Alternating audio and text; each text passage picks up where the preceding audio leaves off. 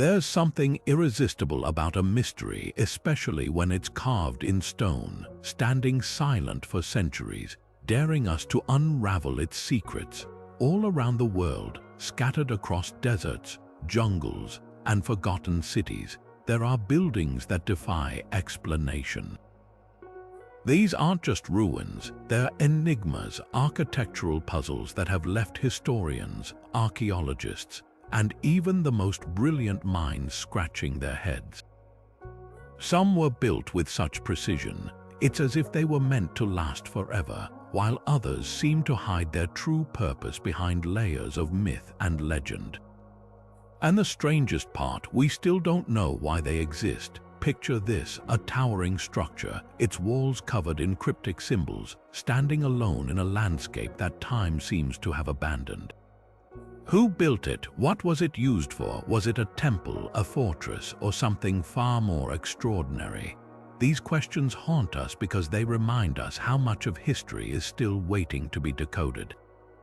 From hidden chambers beneath ancient pyramids to sprawling complexes that align perfectly with the stars, these buildings aren't just relics, they're invitations to step into the unknown, to piece together stories lost to time. Today, we're diving deep into 25 of the most baffling historical structures ever discovered. Some you might recognize, others will feel like secrets pulled straight from the pages of a forgotten manuscript. Each one is a testament to human ingenuity and human mystery, because while we've uncovered so much about our past, these buildings whisper that there's still so much we don't understand. So, if you're ready to explore the world's greatest architectural riddles, to walk the line between history and legend, then let's begin this journey together. The answers, or maybe just more questions, are waiting. The Great Pyramid of Giza stands as the ultimate ancient enigma, a marvel of engineering that has captivated humanity for millennia. Its sheer scale alone is staggering, constructed from an estimated 2.3 million stone blocks, each weighing several tons, perfectly fitted together without modern tools or mortar. But the real mystery lies in its precision. The pyramid's base is leveled to within just a fraction of an inch, and its sides align almost perfectly with the cardinal directions, north, south, east, and west, with an accuracy that baffles even today's architects. Some researchers believe the builders used the stars to achieve this alignment, as the pyramid's shafts point directly toward constellations like Orion, suggesting a deep connection to the heavens. For centuries, the prevailing theory was that the Great Pyramid served as a tomb for Pharaoh Khufu. Yet, not a single mummy or burial treasure has ever been found inside, leaving historians to question its true purpose. Alternative theories range from the plausible to the extraordinary. Some suggest it was an astronomical observatory, its corridors acting as sightlines to track celestial events. Others propose it functioned as a giant energy generator, pointing to the pyramid's unique geometric properties and its alleged ability to concentrate electromagnetic energy in its chambers. Even more intriguing are the accounts of strange acoustic phenomena inside, whispers echoing unnaturally, as if the structure itself was designed to manipulate sound. Then there's the question of how it was built. The conventional explanation involves ramps and thousands of laborers, but the logistics remain a puzzle. How did workers transport and lift such massive stones with such precision? Some theorists argue that lost ancient technologies, now forgotten to time, must have been involved.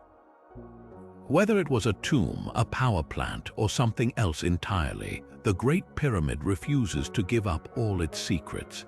It's a testament to a civilization whose knowledge may have been far more advanced than we've ever imagined, and a reminder that some mysteries are meant to endure.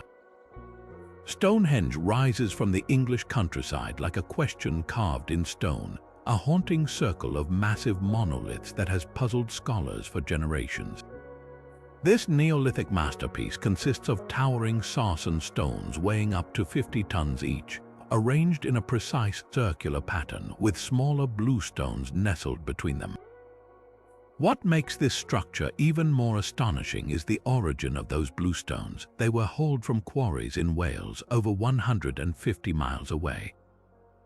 Imagine the sheer determination it took to transport these gigantic rocks across rivers, valleys, and rugged terrain with nothing but primitive tools and human strength. The alignment of Stonehenge tells another layer of its mystery. The heel stone, positioned just outside the main circle, perfectly frames the sunrise during the summer solstice, casting a long shadow that pierces through the heart of the monument. This isn't just coincidence. The entire site seems meticulously designed to track celestial events, from solstices to eclipses. Some researchers argue it served as a colossal calendar, helping ancient farmers predict seasonal changes. Others believe it was a sacred space for rituals where communities gathered to honor the cycles of life, death, and rebirth. Evidence of cremated human remains adds weight to the theory that Stonehenge functioned as a burial ground, perhaps for elite members of society.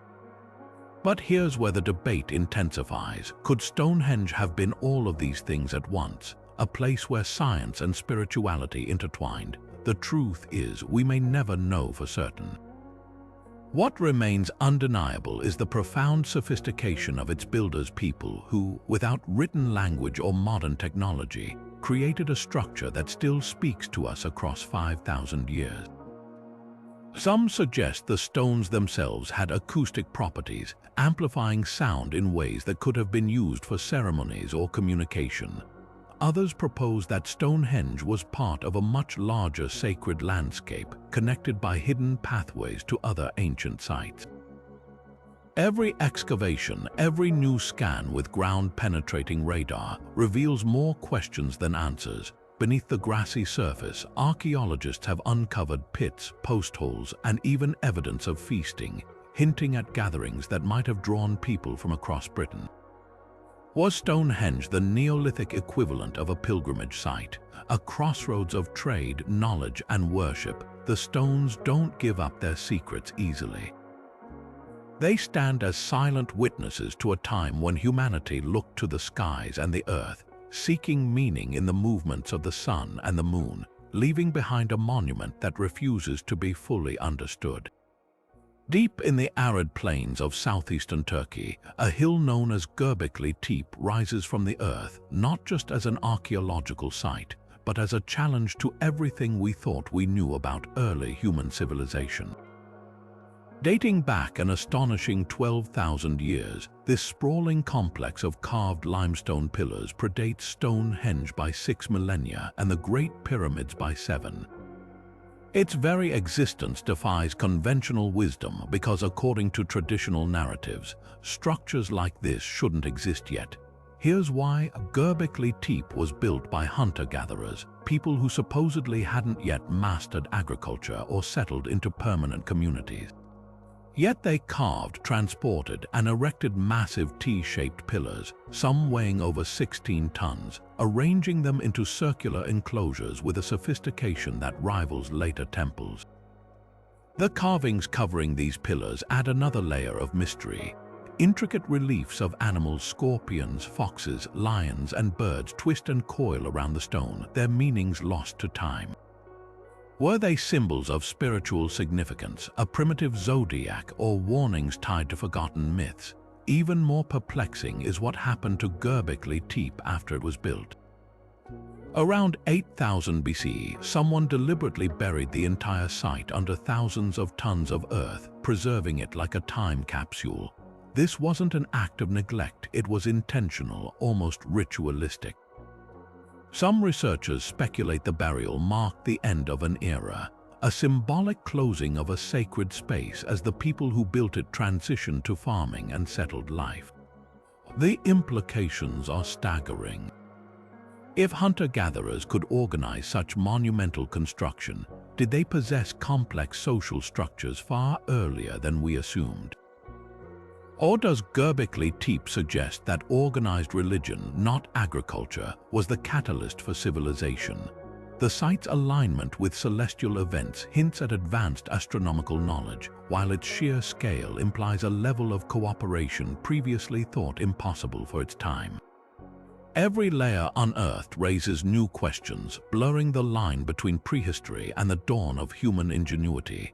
Göbekli Tepe doesn't just rewrite history, it dares us to reconsider who our ancestors really were and what they were truly capable of achieving. Beneath the sun-baked landscape of Cappadocia in Turkey lies a labyrinth so vast, it could hide an entire civilization. Derinkuyu, an underground city carved deep into volcanic rock, descending over 200 feet with chambers stacked like a monstrous ant colony.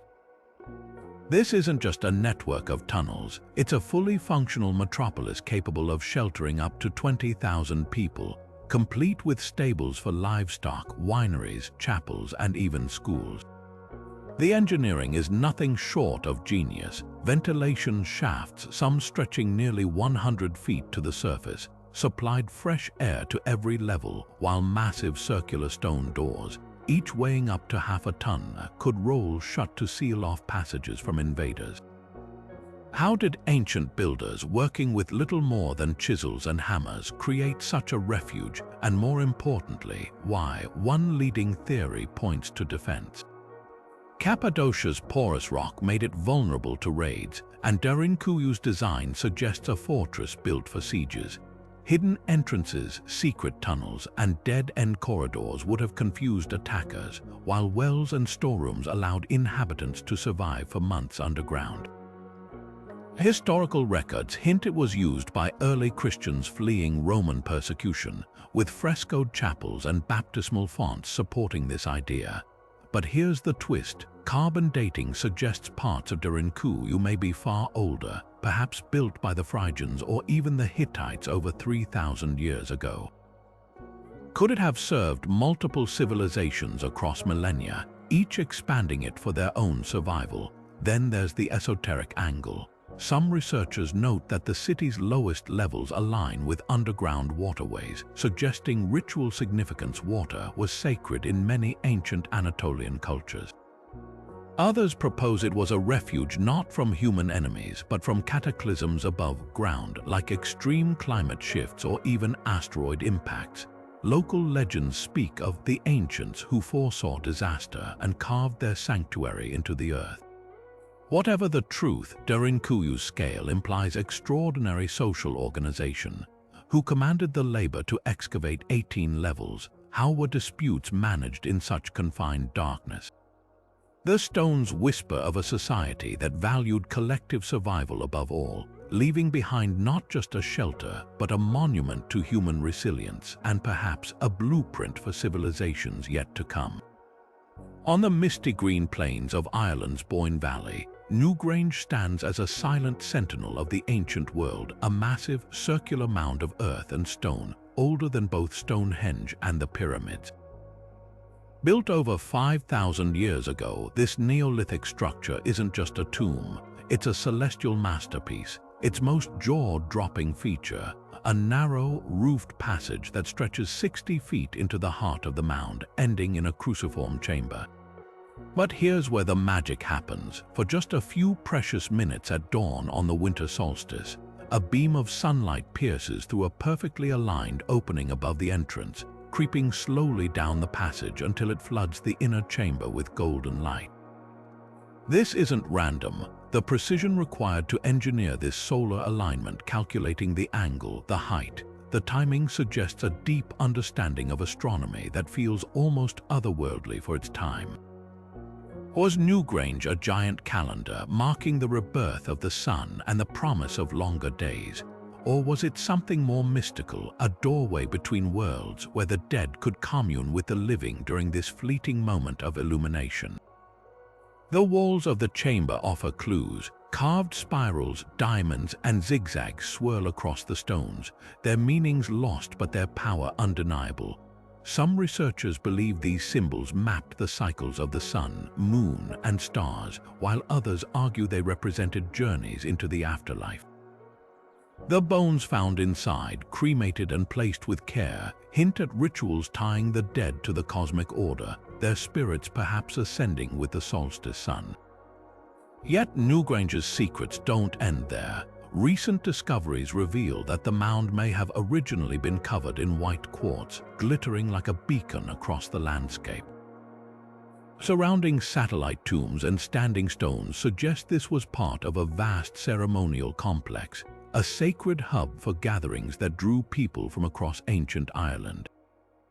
The effort to build it would have been staggering. Thousands of tons of stone hauled from miles away, labor organized across generations. Why? Because Newgrange wasn't just a monument.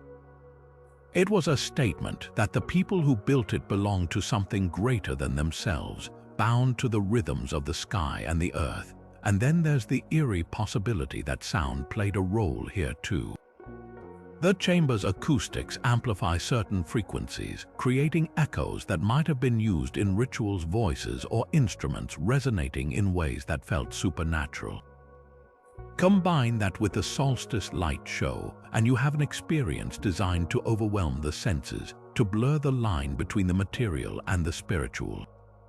Newgrange doesn't just challenge our understanding of prehistoric technology, it forces us to confront the depth of humanity's oldest questions. Who are we, why are we here, and how did a society without writing, without metal tools, create a structure that still hums with mystery 5 millennia later? Stretching across Peru's arid Nazca Desert like a colossal canvas, the Nazca Lines defy logic. A sprawling gallery of geometric shapes and intricate figures etched into the earth, some stretching over 1,200 feet long. These aren't just scratches on the ground, they're precise, almost surgical grooves carved into the iron oxide-rich desert by removing the darker top layer to reveal lighter sediment beneath.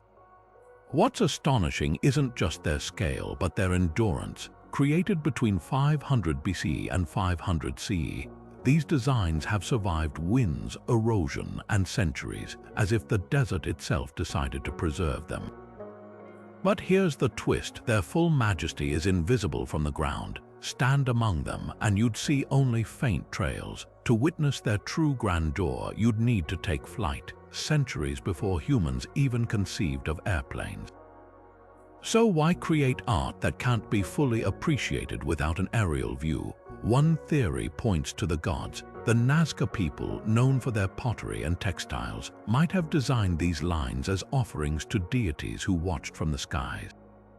The figures, a hummingbird, a spider, a monkey, could symbolize sacred animals or constellations, their forms mirroring celestial patterns.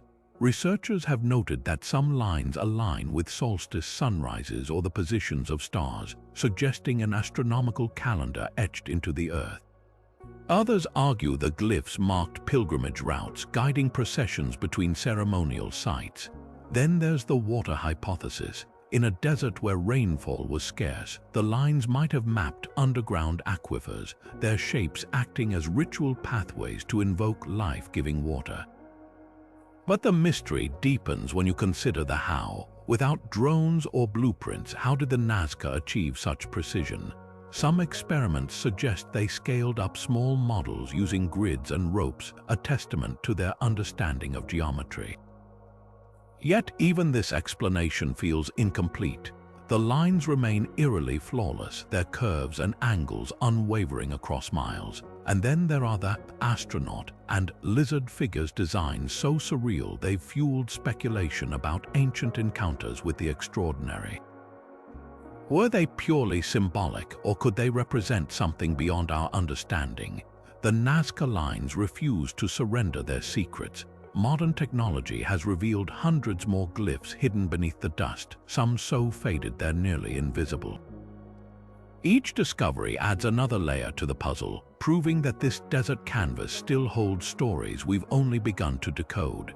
Whether they were messages to the heavens, maps to hidden resources, or something far more enigmatic, one thing is certain: the Nazca Lines are a reminder that humanity's oldest art might also be its most mysterious.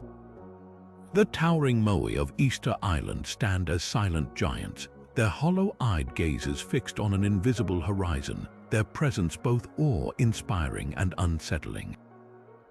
Carved from compressed volcanic ash between the 13th and 16th centuries, These monolithic statues, nearly 900 in total, average 13 feet tall and weigh a staggering 14 tons each.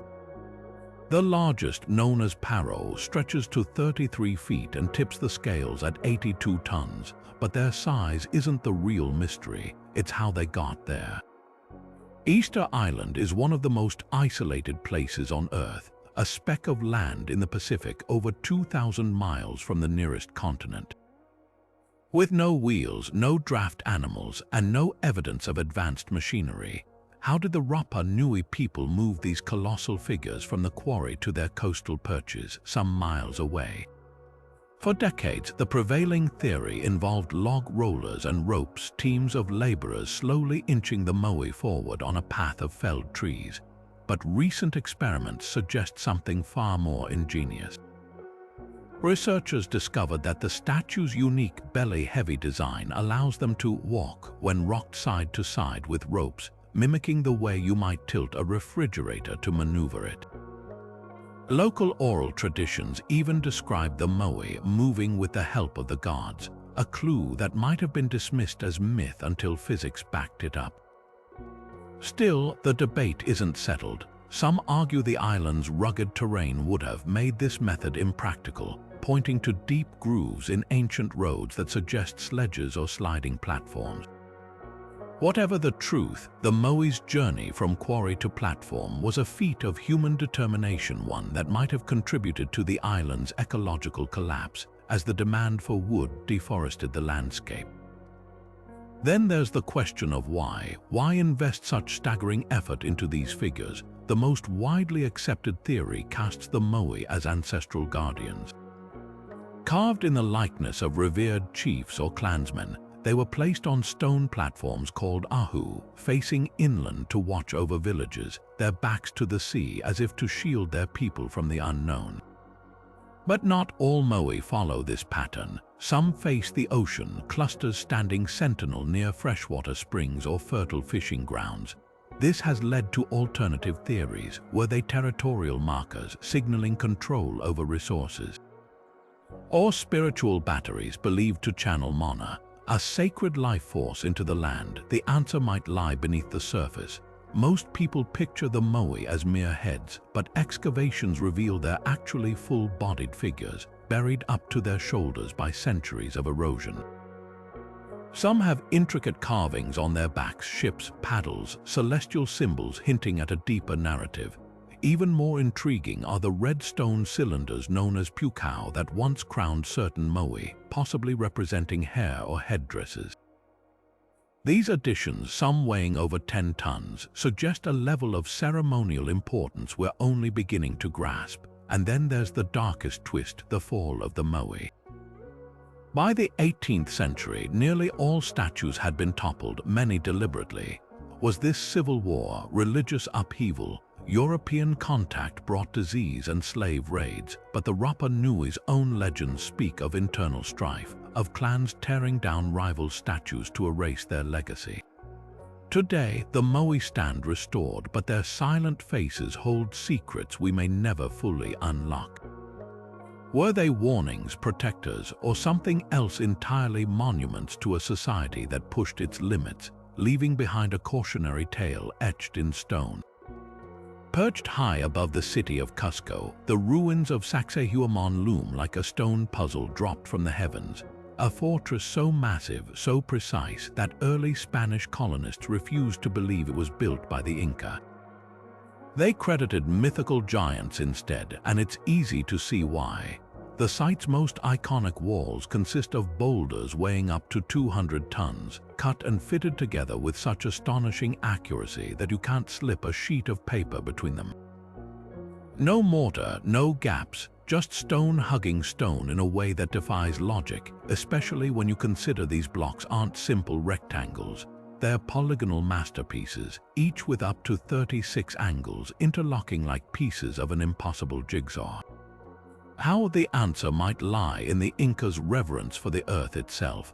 Rather than forcing stone into submission, they seemed to work with it, shaping each block to match its neighbor through a technique called ashlar masonry. Some researchers suggest they used wooden molds or clay templates to map out cuts, while others propose they employed a combination of pounding stones, bronze tools, and abrasives like sand to achieve those razor-sharp edges. But the real magic was in the fitting. The Inca might have used a trial and error method, lowering stones into place, marking high spots, and painstakingly grinding them down until the fit was perfect. This wasn't just craftsmanship, it was a form of worship, a dialogue between builder and rock. Yet Sacsayhuaman's purpose is just as debated as its construction.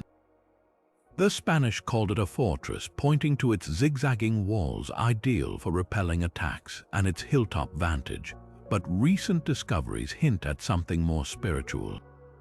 The site aligns with solstices, its walls casting shadows that trace celestial events. Underground tunnels weave beneath it, possibly used for rituals, while carved channels suggest liquid, perhaps water or ceremonial chicha beer, flowed through its stones during festivals. Could Sacsayhuaman have been both fortress and temple, a place where war and worship intertwined? Then there's the lingering question of logistics. How did the Inca transport these megaliths from quarries miles away across rugged Andean terrain? Some theorize they used log rollers and ramps, but the steep inclines make this seem unlikely. Others point to legends of a plant-based lubricant that softened stone, allowing workers to mold it like clay, a lost technique modern science can't yet explain. Whatever the truth, Sacsayhuaman stands as a testament to a civilization that saw stone not as dead matter, but as a living partner in creation, and perhaps the most haunting detail. The site we see today is just a skeleton. Spanish chronicles describe towers coated in gold, buildings with roofs so vast they could shelter thousands. Conquistadors dismantled much of it to build colonial Cusco, repurposing stones that had stood undisturbed for centuries. Yet even in its fragmentary state, Sacsayhuaman whispers of an empire that bent the earth to its will, not with brute force, but with an intimacy we've yet to fully comprehend.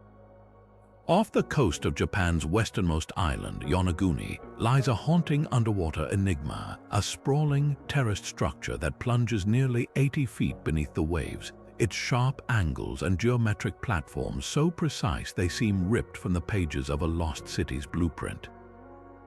Discovered in 1986 by a diver searching for hammerhead sharks, the Yonaguni Monument has sparked a fiery debate ever since. Is this the work of ancient human hands, or simply nature's uncanny ability to mimic architecture? Those who argue for its artificial origin point to the monument's striking features. Towering stone blocks form near-perfect right angles, with stair-step terraces descending like a sunken ziggurat. Flat, smooth surfaces intersect with vertical walls, some adorned with what appear to be carved channels or drainage systems. Most compelling is the turtle, a raised platform with a distinct animal shape, its edges too symmetrical to dismiss as random erosion. Marine geologist Masaaki Kimura has spent decades studying the site, insisting it's a man-made relic of a civilization dating back at least 10,000 years, a time when sea levels were lower and Yonaguni could have been above water. He even identifies what he believes are quarry marks, tool grooves, and ceremonial altars, suggesting this was a hub of spiritual and practical activity. But skeptics, including prominent geologist Robert Schoch, counter that nature is fully capable of crafting such illusions. The region sits atop active fault lines, where seismic shifts can fracture sandstone into clean plains. Ocean currents, they argue, could have eroded softer rock layers, leaving behind terraces and platforms that only appear designed. The monument's location on a tectonic boundary makes natural formation plausible, yet even Schoch admits some features give him pause. The debate hinges on a single question: where does geology end and human intention begin? What if the truth lies somewhere in between? Some researchers propose a modified natural theory that ancient people encountered a naturally occurring rock formation and enhanced it, carving channels or steps to suit their needs. Local legends speak of a sunken city and nearby underwater ruins like stone circles, and what looks like a carved human face add fuel to the fire. Could Yonaguni be a fragment of the mythical continent of Mu, or evidence of the Jomon people, Japan's prehistoric culture known for its advanced pottery and settlements? The mystery deepens when you consider the monument's alignment. Key features line up with solstice sunrises, hinting at celestial significance, a trait shared by other ancient megalithic sites. And then there's the chilling fact that if Yonaguni is man-made, it would rewrite history, proving that sophisticated builders thrived during the last ice age, only to vanish beneath rising seas. Until definitive tools or artifacts are found amidst the coral-encrusted stones, the monument remains a riddle, one that challenges our understanding of both nature's artistry and humanity's forgotten past. Hidden beneath the lush countryside of Zhejiang province in China, the Longyou Caves stretch like a secret underground kingdom, 36 massive hand-carved caverns, each hollowed out with such precision that their walls bear uniform chisel marks spaced just inches apart. Discovered by accident in 1992 when a local farmer drained a pond and stumbled upon the entrance, these caves defy explanation. Carved into solid siltstone, some chambers soar 100 feet high, with pillars left strategically in place to support the ceilings and stone beds or benches suggesting human activity. But here's what's baffling: the scale is staggering. Together, the caves cover over 30,000 square meters. That's the size of 5 football fields, and an estimated 1 million cubic meters of rock were removed. Yet not a single historical document, local legend, or even folk song mentions their construction. How could such a monumental project vanish from memory? The craftsmanship alone is mind-bending. Every surface from floor to ceiling is covered in parallel grooves, as if carved by a single, obsessive hand. The angles are sharp, the walls flat, and the corners perfectly squared, a feat that would challenge modern engineers even with laser-guided tools. Some researchers believe the grooves weren't just aesthetic. They might have served as acoustic dampeners, preventing echoes in the cavernous spaces. Others note the wall's slight curvature, suggesting an understanding of structural physics to distribute weight evenly. But who were these builders? The caves date back at least 2,000 years, possibly to the Qin or Han dynasties, yet no tools, inscriptions, or even pottery shards have been found inside. Purpose is another enigma. Were they quarries? The lack of debris or transport roads makes this unlikely. Secret military bunkers possible, but why decorate the walls with such care? Some theorists propose they were imperial storehouses, their cool, stable temperatures ideal for preserving grain or treasures. Then there's the spiritual angle. Local folklore whispers of caves as gateways to the underworld, and the caverns' pillared halls resemble descriptions of mythical dragon palaces. One chamber even features a carved relief that looks eerily like a star map, fueling speculation about celestial connections. Perhaps the most haunting detail is the cave's alignment.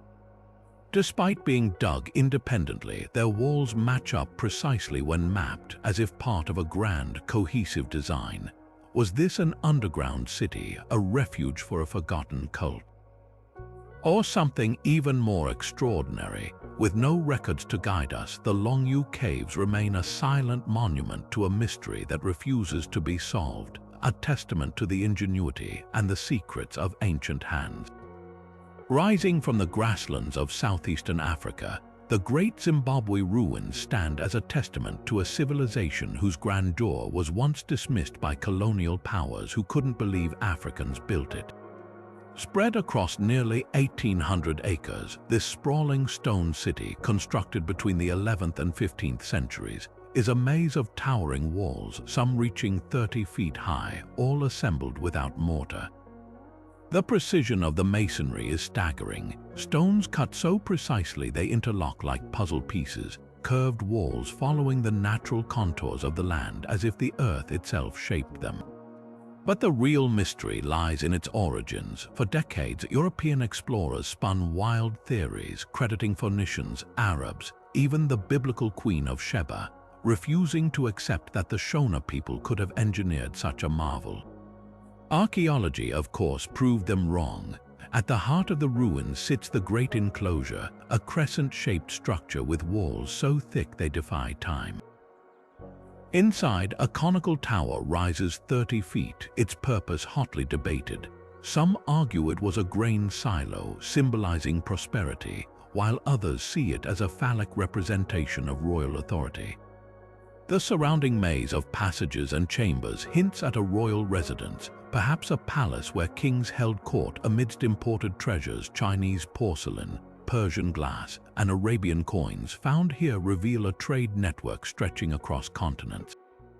This wasn't just a city, it was a nexus of wealth and power, a hub where gold from nearby mines was traded for luxuries from distant lands.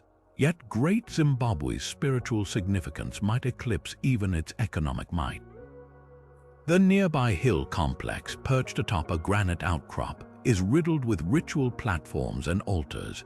Some scholars believe this was a sacred space where rulers communed with ancestral spirits, their authority legitimized by divine connection. The alignment of certain walls with solstice sunrises suggests celestial worship, while soapstone bird carvings found nowhere else hint at a cult of avian deities, possibly linking the king to the heavens. Then there's the abrupt abandonment. By the 15th century, the city was deserted, its people vanished into the mists of history. Was it climate change with shifting weather patterns drying up water sources? Overpopulation straining resources, or a political collapse as rival factions fractured the kingdom? The stones don't tell, but what lingers is the irony.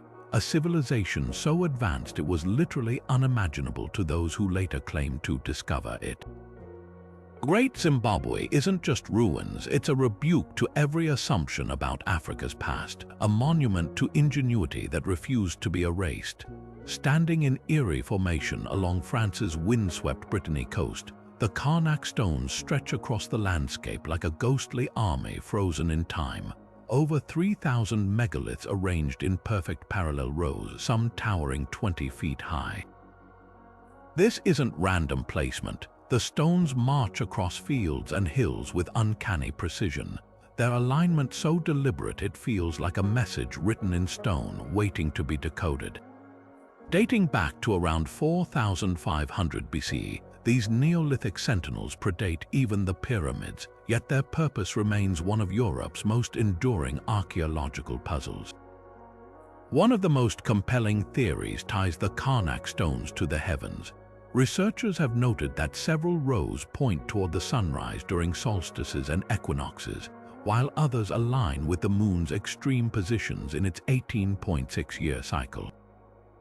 Could this have been a colossal open-air observatory where ancient priests tracked celestial events to predict seasons or eclipses? The nearby tumulus of St. Mitchell, a massive burial mound overlooking the site, adds weight to this idea. Its entrance faces the rising sun on the summer solstice, suggesting a sacred connection between the dead and the cosmos. But astronomy isn't the only explanation. Some geologists propose the stones functioned as an early earthquake detector.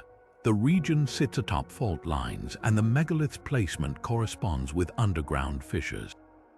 When seismic activity occurred, the stones might have swayed or emitted sounds, serving as a warning system for communities. Local folklore even speaks of the stones as petrified soldiers, turned to rock by Merlin, a poetic nod perhaps to their eerie stillness and the way they seem to guard the land. Then there's the spiritual angle. The Carnac area is dotted with dolmens and burial chambers, hinting at a funerary landscape where the rows acted as processional paths for rituals. The stones' sheer number and uniformity suggest communal labor on a scale that would have required social cohesion. Perhaps a unifying project for scattered tribes, or a pilgrimage site where clans gathered to honor ancestors. Recent discoveries of carved symbols like serpents and axes on some megaliths point to a symbolic language lost to time. their meanings as buried as the bones beneath the soil. What's most haunting is how little we truly know. Unlike Stonehenge or Newgrange, the Carnac Stones resist easy categorization. They might have been all these things at once: an astronomical clock, a seismic alarm, a sacred labyrinth, or something entirely different, a purpose so rooted in its time that modern minds struggle to grasp it. The stones stand silent, their secrets locked in granite, reminding us that some mysteries aren't meant to be solved, only wondered at. Deep in the jungles of Chiapas, Mexico, the Temple of the Inscriptions looms over the ruins of Palenque, a masterpiece of Mayan architecture that hides secrets in its very bones. This nine-tiered pyramid isn't just a monument, it's a story carved in stone, its walls covered in hieroglyphs that took scholars decades to decipher. But the real enigma lies buried beneath it. In 1952, archaeologist Alberto Roslulia made a spine-tingling discovery: a hidden stairwell clogged with rubble and sealed for centuries, leading down into the pyramid's heart. What he found at the bottom would ignite debates that still rage today. The stairway descended into a vaulted chamber where a massive sarcophagus lay sealed under a 5-ton slab. Inside was the skeleton of Kainish Janob Pakal, Palenque's most revered ruler, draped in jade and surrounded by treasures. But it was the sarcophagus lid that sent shockwaves through the archaeological world. Carved into its surface was an intricate tableau of Pakal, not in death but in motion, reclining as if mid-launch, surrounded by celestial imagery, twisting vines, and what some insist resembles smoke or flames. To mainstream scholars, this is a classic Mayan vision of the afterlife: Pakal descending into Xibalba, the underworld, reborn as the maize god amid sacred trees and serpents. The glyphs surrounding him narrate his journey, tying him to cosmic cycles of death and renewal. Then there's the other interpretation, the one that's fueled decades of controversy. Swiss author Erich von Däniken famously argued the lid depicts Pakal piloting a spacecraft, his hands on controls, his foot on a pedal, surrounded by machinery. The flames, he claimed, are exhaust. The tree is a rocket's trajectory. It's a theory dismissed by most archaeologists but embraced by ancient astronaut enthusiasts who point to the figure's unnatural posture and the lid's mechanical-looking elements. Could it be a case of modern eyes misreading sacred symbolism, or does it hint at something more extraordinary, a lost technology or celestial encounter encoded in Maya art? The truth might lie in the temple's name. Those inscriptions covering its walls weren't just decoration, they were a meticulously crafted history tracing Pakal's lineage and reign. Yet even with glyphs deciphered, gaps remain. Why build his tomb inside a pyramid when Maya royalty were traditionally buried beneath their palaces? Some suggest the temple was a cosmic conduit, its 9 levels mirroring the 9 underworlds of Maya belief, its alignment with the setting sun on Pakal's birthday tying his spirit to celestial cycles. And then there's the pyramid's hidden acoustics. Certain spots inside amplify whispers into echoes while others deaden sound completely, a phenomenon that might have been used in rituals, creating the illusion of voices from beyond. Combine that with the tomb's murals of the underworld's guardians, and you have a space designed to blur the lines between the living and the dead. The Temple of the Inscriptions doesn't just challenge our understanding of the Maya, it forces us to confront how easily ancient symbols can be reinterpreted through modern lenses. Whether it's a tomb, a star map, or something in between, one thing is certain: Pakal's legacy was meant to endure, carved in stone and sealed beneath the weight of centuries, waiting for us to listen. Beneath the quiet streets of Malta lies a prehistoric wonder so strange, it feels like stepping into another world, the Hypogeum of Hal Saflieni. This labyrinth of underground chambers, carved painstakingly from solid limestone over 5,000 years ago, isn't just a burial site or temple. It's an architectural anomaly that challenges everything we know about Neolithic engineering. Spread across 3 levels, the Hypogeum's claustrophobic passageways open into vast, domed chambers. their walls mimicking the above-ground temples of Malta's megalithic builders. But here's what defies explanation: the acoustics. Step into the so-called oracle chamber, whisper a word against its curved walls, and your voice reverberates with an otherworldly resonance, amplifying low frequencies while muting higher ones. Sound tests reveal the chamber's natural vibration frequency sits at 110 Hz, a tone known to alter brain activity, triggering shifts in perception and even trance states in some individuals. Was this intentional? Did the Hypogeum's builders, who left no written records, understand the psychic power of sound? Some researchers argue the chambers were designed as a giant ritual instrument where chants or drumbeats could induce collective visionary experiences. Others point to niches carved at precise angles, suggesting they might have directed sound waves like primitive amplifiers. Then there's the matter of the dead. Over 7,000 skeletons were discovered here, their bones jumbled together in communal pits, hinting at secondary burial practices, bodies left to decompose elsewhere before being brought underground. But this wasn't just a necropolis. The Hypogeum's architecture mirrors Malta's above-ground temples, complete with false doorways and altars, suggesting a space where the living communed with ancestors or deities. Red ochre paintings spiral across ceilings, their patterns echoing sound waves, while a carving of a sleeping woman, possibly a deity, hints at themes of rebirth. Theories spiral as wildly as the tunnels themselves. Could this have been an oracle's domain where priests interpreted echoes as divine messages? Or a prehistoric concert hall where rituals harnessed sound to bridge worlds? Even the construction baffles. How did Neolithic workers carve such precise spaces with nothing but stone tools in near-total darkness? Modern experiments show it would have taken generations of labor, all for a site that was deliberately sealed and forgotten by 2000 BC. Perhaps the most haunting clue lies in the small, statue-filled chambers dubbed Holy of Holies. Here, voices don't just echo, they seem to come from every direction at once, disorienting and immersive. Combine that with flickering torchlight and the weight of centuries pressing down, and you have a space engineered to dissolve the boundaries between the physical and the spiritual. The Hypogeum doesn't just whisper its secrets, it hums them. A Chinese letter drone that lingers in the bones long after you've left its depths. The legend of the Tower of Babel is one of humanity's oldest cautionary tales, a story of ambition, divine punishment, and the fragmentation of language. But what if this myth was rooted in something tangible? Enter Etemenanki, the colossal ziggurat at the heart of ancient Babylon, whose ruins may have inspired the biblical account. Rising nearly 300 feet into the Mesopotamian sky, this stepped pyramid was more than just a building. It was a bridge between earth and heaven, a monument so audacious it blurred the line between human achievement and hubris. Historical records describe Etemenanki as the house of the foundation of heaven and earth, a fitting name for a structure dedicated to Marduk, Babylon's patron god. Built around the 6th century BC, though likely atop far older foundations, its 7 tiers were coated in gleaming blue-glazed bricks, each level symbolizing a celestial body, a physical representation of the Mesopotamian cosmos.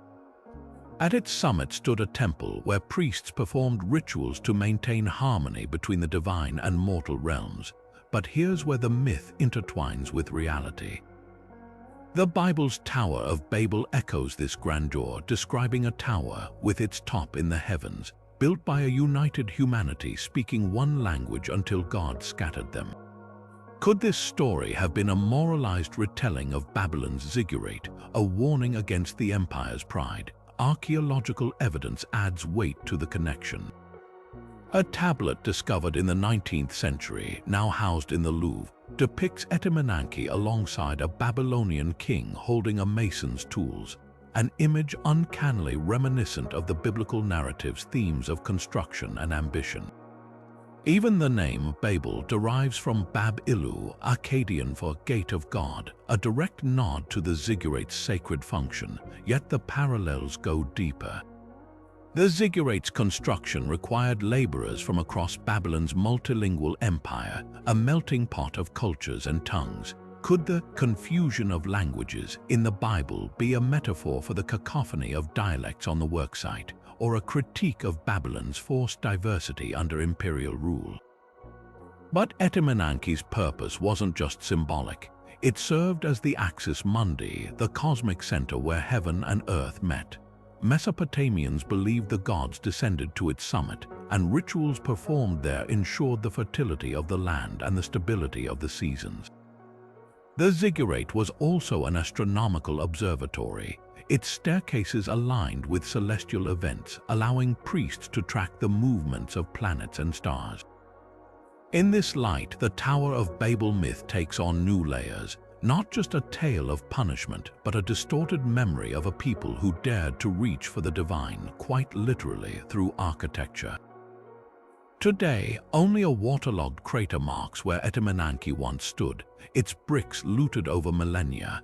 Yet its legacy endures, a testament to humanity's eternal drive to build, to ascend, and to touch the unknown. Whether seen as a symbol of unity or arrogance, the tower's shadow stretches across history, reminding us that some stories, no matter how fantastical, are built on foundations of stone. Among the crumbling walls and eerie silence of Rajasthan's Aravalli Hills stands Bhangarh Fort, a place where history and horror intertwine so tightly. Even the Indian government has posted signs warning visitors not to stay after dark. Built in the 17th century by Raja Bhagwant Das, this sprawling complex of palaces, temples, and bazaars was once a thriving city until it was abruptly abandoned. Locals insist it wasn't war or famine that emptied Bhangarh, but a curse so potent its shadow lingers centuries later. According to legend, the fort's downfall began with a sorcerer named Singhia, who fell obsessively in love with the princess of Bhangarh, Ratnavati. Hoping to enchant her, he infused a bottle of perfume with black magic, only for Ratnavati to sense his trickery and smash it against a boulder. The spell recoiled, crushing Singhia with his own curse, but not before he allegedly doomed the entire city, vowing that no roof would ever rise higher than his grave and Bhangarh would be swallowed by death. Soon after, war with a neighboring kingdom allegedly destroyed the fort, its inhabitants perishing overnight. To this day, the ruins stand frozen in time, with no buildings reconstructed beyond the height of the sorcerer's tomb, as if the curse still holds. Yet historians offer a different perspective. Bhangarh's decline coincides with the Mughal Empire's collapse when regional powers clashed over territory. The fort's strategic location made it a target, and records suggest it was sacked repeatedly before being deserted. The real mystery isn't supernatural, it's why the ruins were never reoccupied. Some speculate the crumbling infrastructure made revival impractical, while others point to superstitious fears that outlasted the violence. What makes Bhangarh truly unique is how these threads tangle. Archaeological surveys confirm the fort was indeed abandoned in haste, with everyday artifacts left in place as if people fled suddenly. Visitors report eerie phenomena, phantom music, cold spots, even apparitions of the princess herself. Paranormal investigators have recorded unexplained voices and equipment failures, though skeptics attribute these to wind whistling through the ruins or the power of suggestion. Whether cursed or simply tragic, Bhangarh Fort forces us to confront how history morphs into legend. The stones remember not just battles, but the human need to explain suffering through stories. Perhaps that's the real enchantment, not a sorcerer's spell, but the way ruins whisper to our deepest fears, turning the past into something alive and far more haunting. In the humid sprawl of Florida's homestead stands a monument to one man's obsession, a sprawling, jagged fortress of coral rock called the Coral Castle, carved single-handedly by a 5-foot-tall, 100-pound Latvian immigrant named Edward Līdzkalnis. Between 1923 and 1951, with no formal training or modern machinery, Leedskalnin quarried, shaped, and positioned over 1,100 tons of oolitic limestone into towering walls, rotating gates, and intricate celestial alignments. The feat seems impossible. How did a frail man, working mostly at night and refusing witnesses, move blocks weighing as much as 30 tons, some perched with such precision they balance on knife-edge pivots? Leedskalnin himself offered only cryptic clues. He claimed to understand the secret of the pyramids, hinting at lost knowledge of magnetism and anti-gravity. Some of his tools, primitive pulleys, tripods, and chain hoists, were found on site, but they're laughably inadequate for the scale of his work.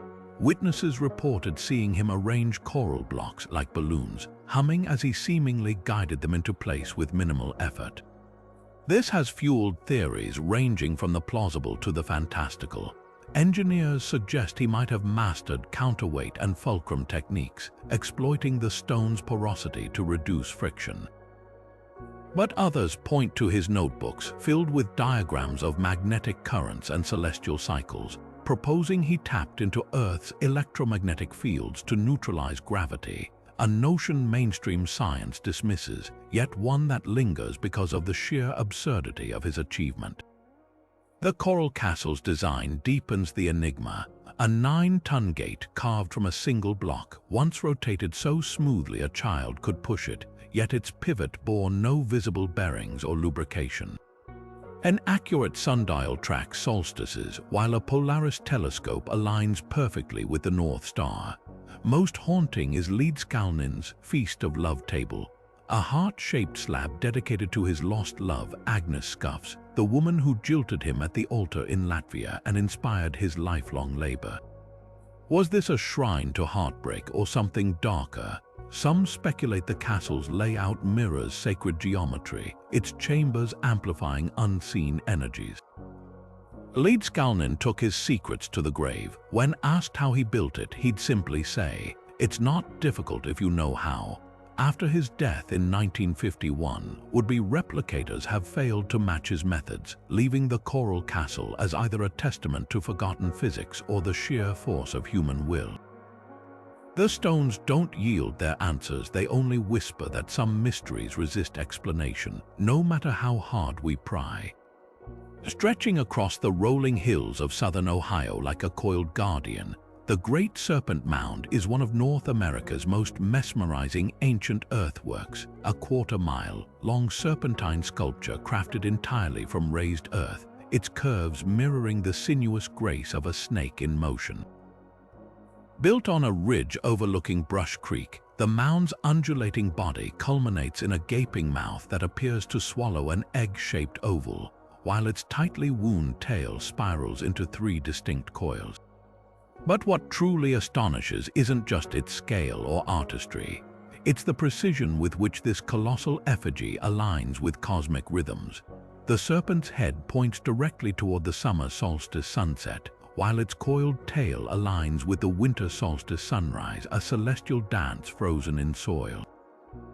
The mystery begins with its builders. For decades, archaeologists attributed the mound to the Adena culture, a prehistoric people who flourished between 800 BC and 100 CE, known for their burial mounds and intricate copper artifacts.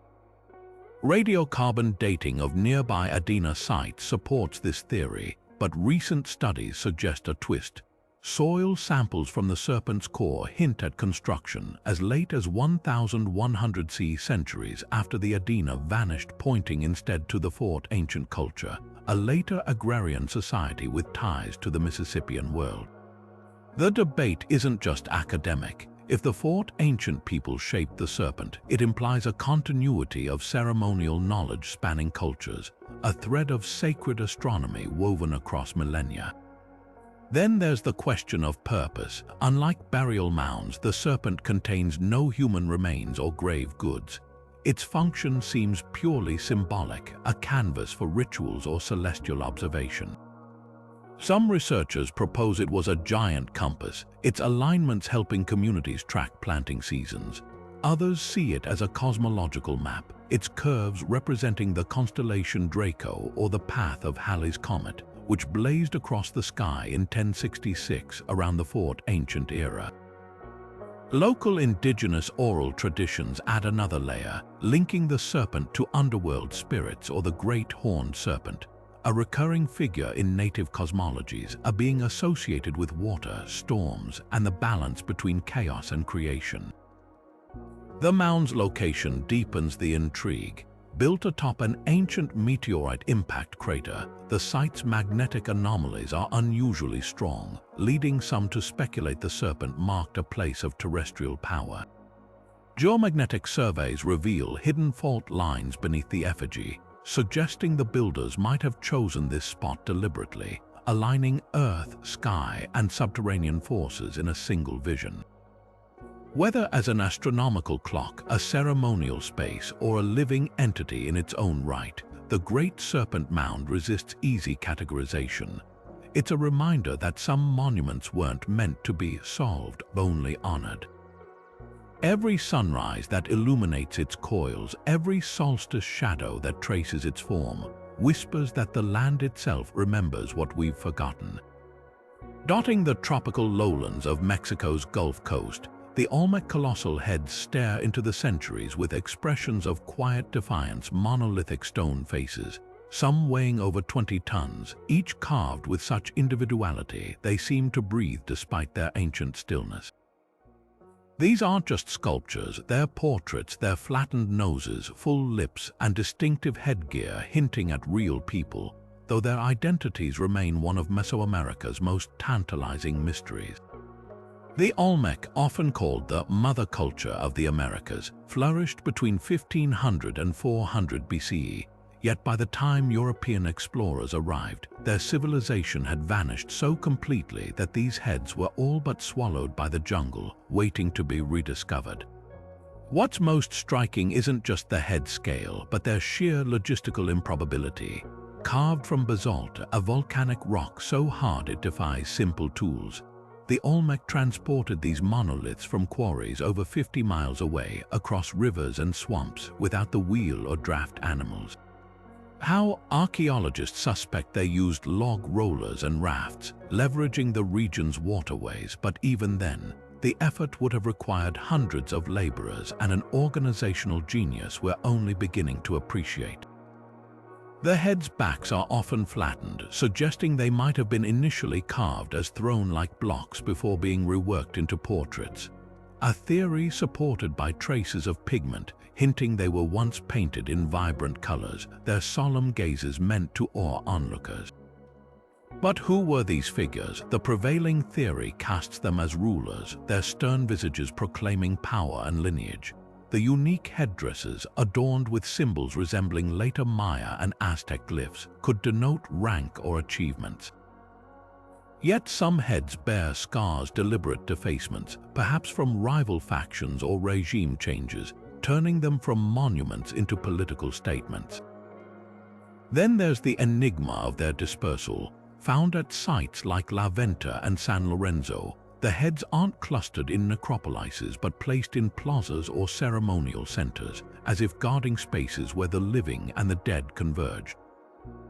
The Olmec's disappearance is just as puzzling. By 400 BCE, their cities were abandoned, their artifacts buried under layers of sediment. Climate change, volcanic activity, or internal strife might have played a role, but the absence of mass graves or battle scars suggests a quieter unraveling, a civilization that faded rather than fell. Their legacy, though, is indelible. Those colossal heads with their inscrutable smiles seem to whisper a challenge across the ages, remember us, and in their stone we see the blueprint of the America's great cultures, a foundation upon which empires would rise, unaware of the giants whose shoulders they stood on. Descending into the depths of India's Chand Baori feels like stepping into a geometric mirage, a stairway to another world, where every step pulls you deeper into a symphony of symmetry and shadow.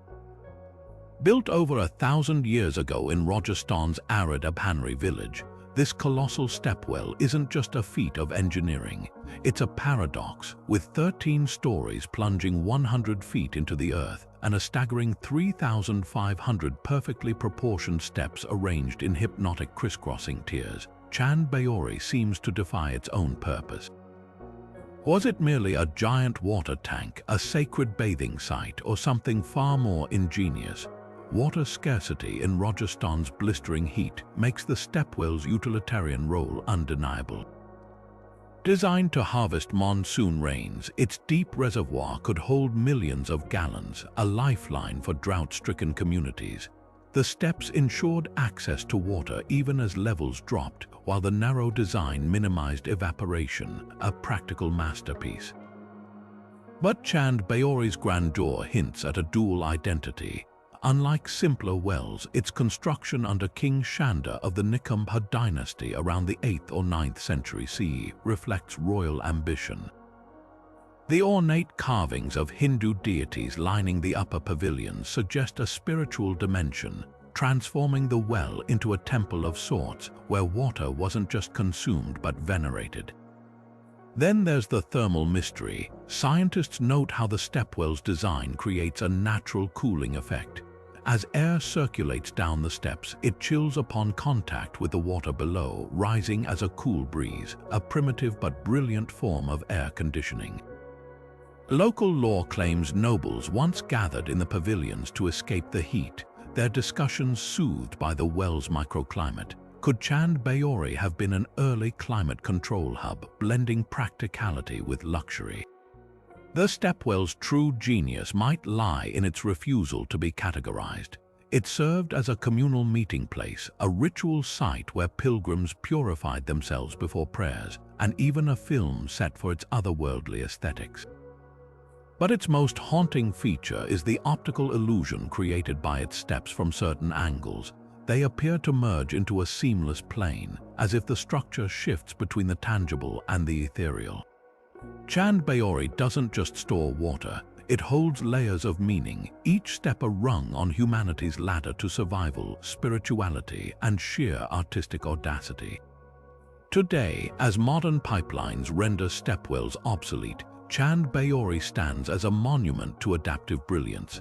Its stones whisper of a time when every drop of water was sacred, every shadow measured, and every function intertwined with the divine. To walk its steps is to trace the fingerprints of a civilization that turned necessity into poetry, leaving behind not just a well, but a labyrinth of questions carved in sandstone.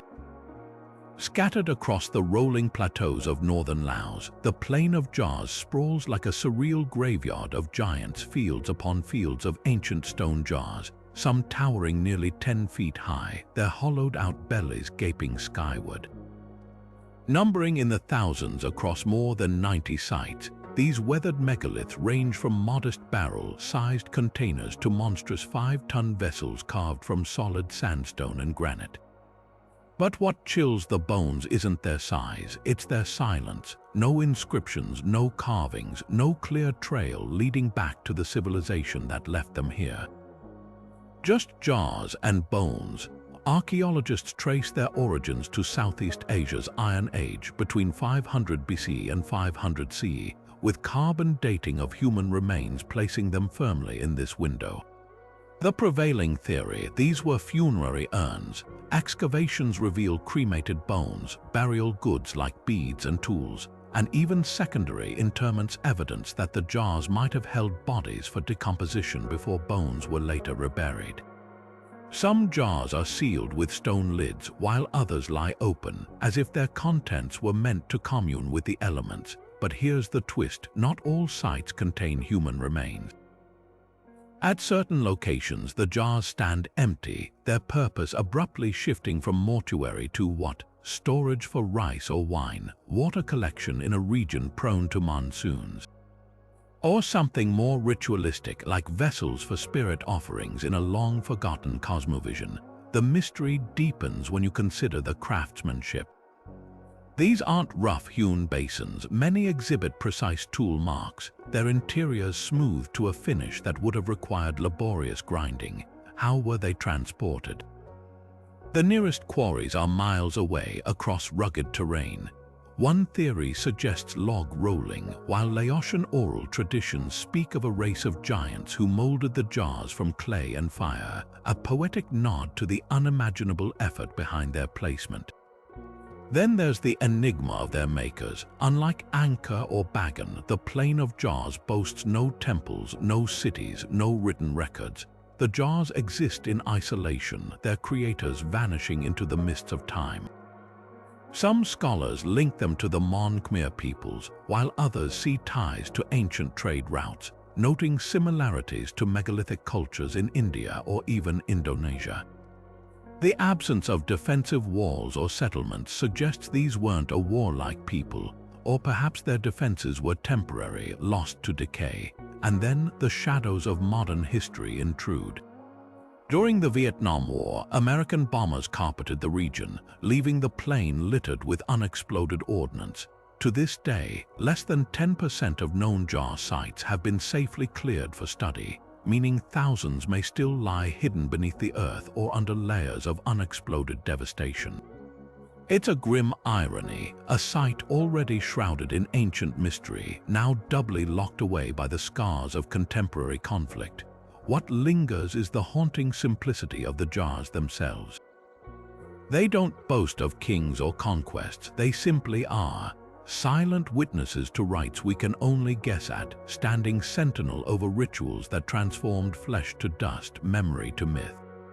Whether tombs, vessels, or altars, they remind us that some mysteries resist solving, not because the clues are gone, but because the questions we're asking might be the wrong ones altogether. Beneath the waves of the Arabian Sea, just off the coast of modern-day Gujarat, lies a discovery that blurs the line between myth and reality, the Sunken City of Dwarka. According to ancient Hindu texts like the Mahabharata and Puranas, Dwarka was a magnificent metropolis built by the god Krishna himself atop reclaimed land, its streets paved with gold and its towers scraping the heavens. But around 3,600 years ago, the legend says, the sea rose in fury, swallowing the city whole after Krishna's death. For centuries, this was considered pure mythology until marine archaeologists began pulling stones from the ocean floor. Since the 1980s, expeditions have uncovered a sprawling network of submerged structures near present-day Dwarka. Massive stone walls, terraced platforms, even ancient anchors scattered across the seabed. The most compelling finds include a rectangular fortress-like structure and a series of stone blocks with drilled holes, suggesting advanced masonry. Pottery shards and artifacts recovered from the site date back to the 2nd millennium BC, aligning eerily with the supposed timeline of Krishna's Dwarka. But here's where science and scripture collide. While mainstream scholars caution that these ruins could belong to a later Harappan-era port city, Hindu traditions insist this is Krishna's lost kingdom, preserved in the ocean's grip. The debate hinges on two tantalizing clues. First, the city's layout mirrors descriptions from the Mahabharata, including a distinct six-sector design and a submerged river channel matching the mythical Gomati. Second, geological studies reveal a dramatic shoreline shift around 1500 BC, possibly triggered by an earthquake or tsunami that could have drowned a coastal settlement. Skeptics argue the ruins lack definitive markers like inscriptions or artwork tying them to Krishna's era, but proponents point to Dwarka's strategic position on ancient trade routes, suggesting it was a hub of maritime innovation, its builders perhaps mastering techniques lost to time. Then there's the enigma of the artifacts. Among the recovered items are stone weights identical to those used in the Indus Valley civilization, hinting at cultural exchange, and a carved seal depicting a three-headed animal, a motif some link to Vedic symbolism. Could Dwarka have been a bridge between the Harappans and later Vedic cultures? Or does its existence imply a parallel advanced society, one that harnessed engineering prowess to tame the sea only to be undone by it? The ocean guards its secrets fiercely, much of the site remains unexplored due to strong currents and shifting sands, leaving room for both skepticism and wonder.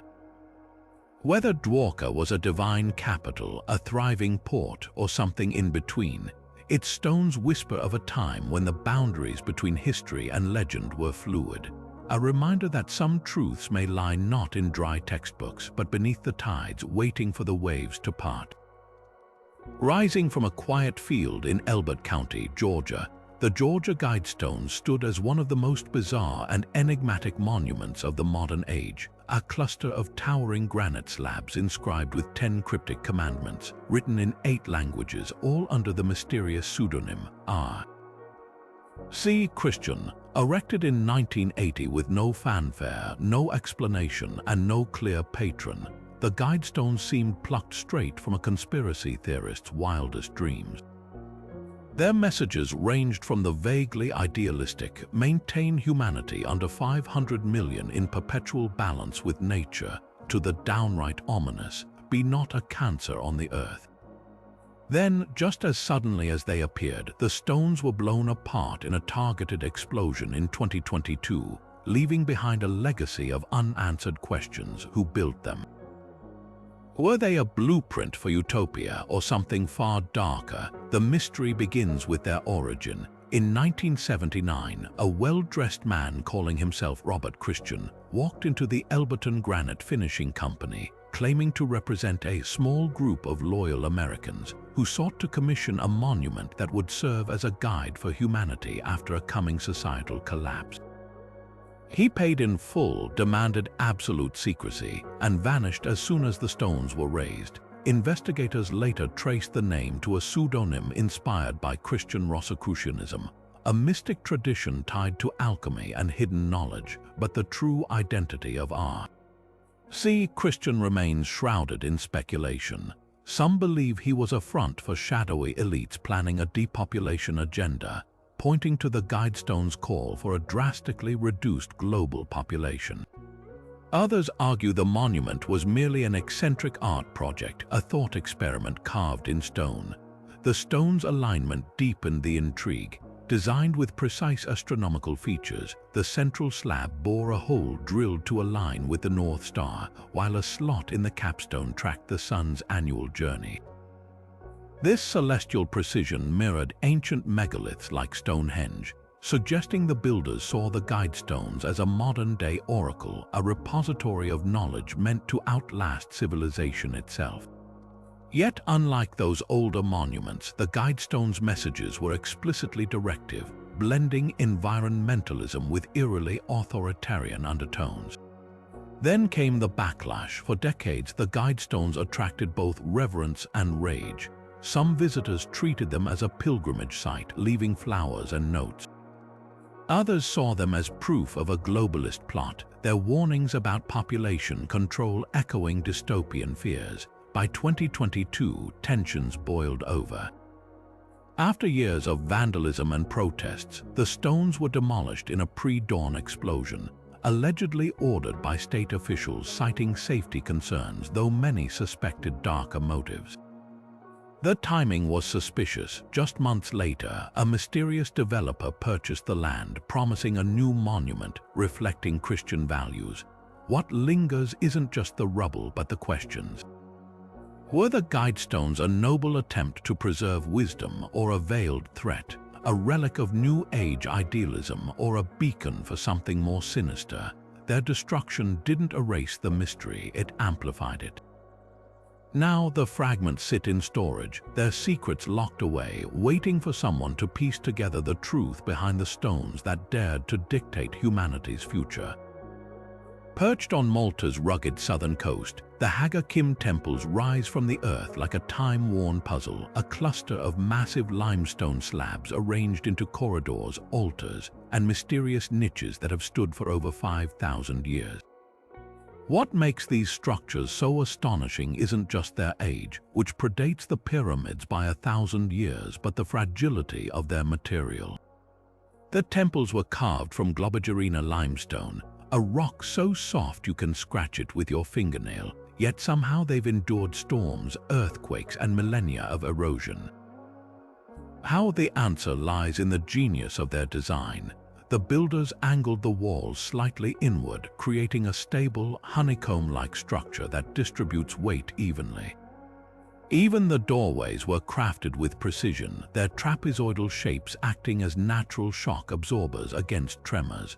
But survival wasn't just about engineering, it was about devotion.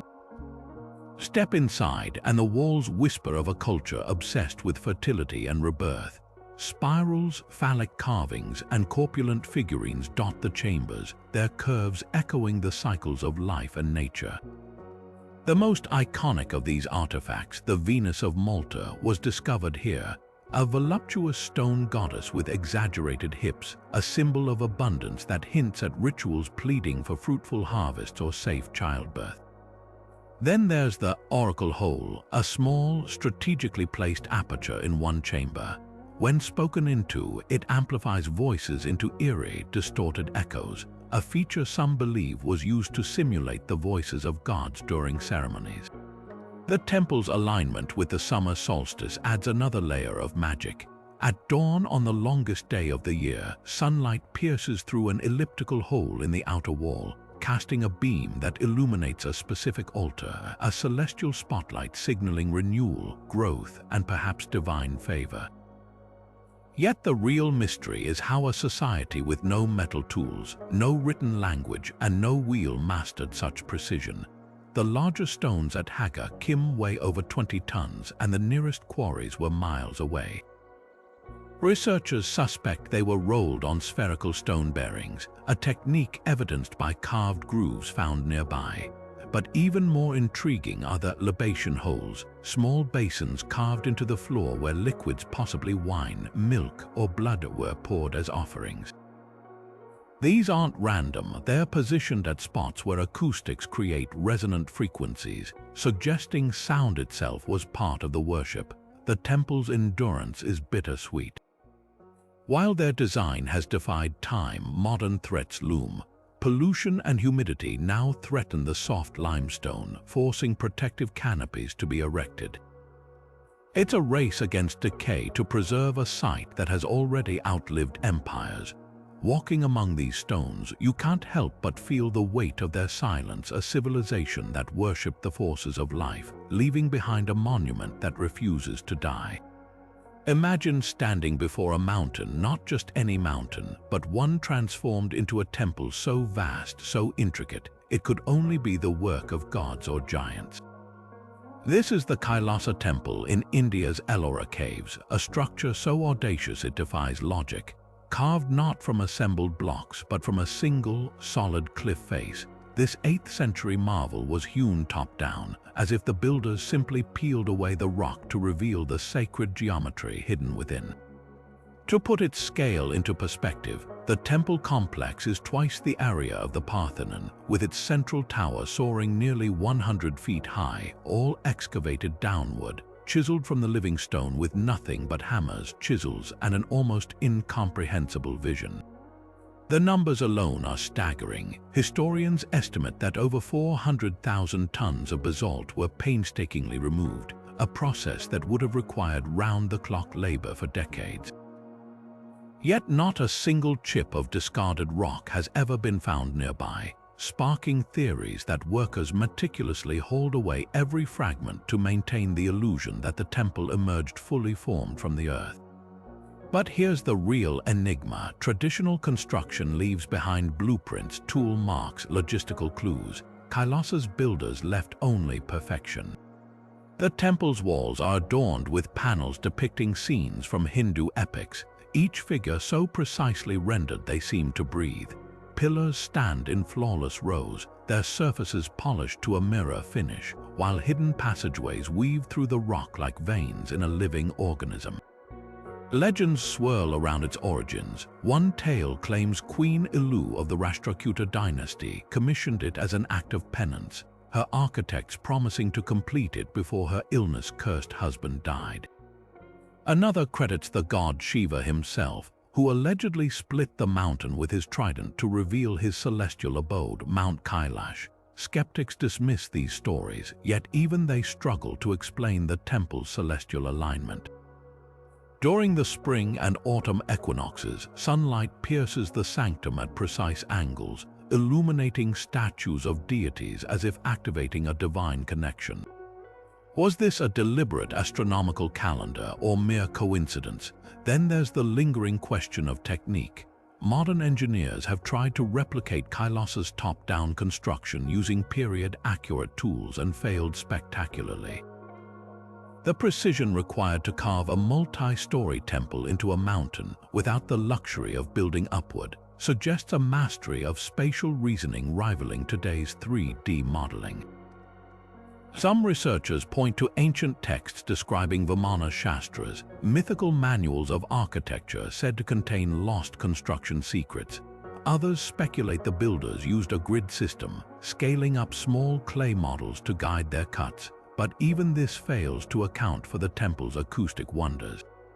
Certain chambers amplified chanting into harmonic frequencies, while others mute sound entirely, creating pockets of eerie silence in the heart of the stone.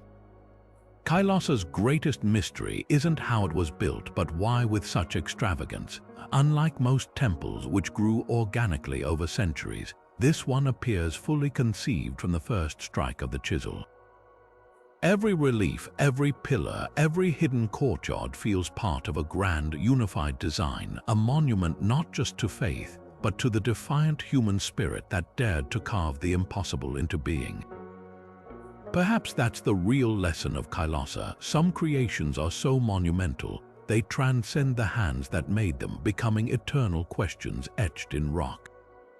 From the Great Pyramid's celestial precision to the whispering echoes of Malta's Hypogeum, these 25 mysterious buildings are more than just stone and mortar. They're time capsules of human curiosity, ambition, and the unshakable urge to reach beyond what we understand. Each one tells a story without words, a riddle carved into the earth, waiting for us to piece together the fragments.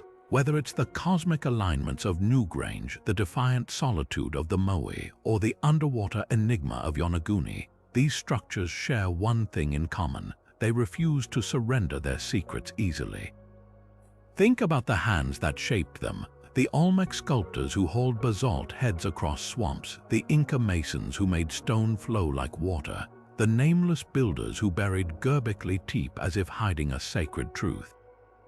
These weren't just engineers or laborers, they were visionaries who dared to imagine the impossible, leaving behind puzzles that still captivate us, and that's the real magic. Long after empires crumble and languages fade, these monuments stand as silent witnesses to the questions that unite us across millennia. Who are we? Why are we here? What else have we forgotten? Now it's your turn. Which of these mysteries lingers in your mind? Is it the Coral Castle's anti-gravity defiance or Chand Baori's hypnotic steps? Maybe it's the Georgia Guidestones' ominous warnings or Dwarka's sunken whispers of a god-king city. Drop your favorite in the comments. We'd love to hear what sparks your curiosity. And if you crave more deep dives into history's unsolved enigmas, hit subscribe. The past is far from finished with us, because here's the thing: for every mystery we've explored, there are countless others still hidden, lost cities under jungles, chambers sealed beneath deserts, entire civilizations waiting to rewrite the story we think we know. So keep wondering, keep questioning, and remember, the next great discovery might be just a shovel or a satellite away. After all, history isn't just about answers. It's about the thrill of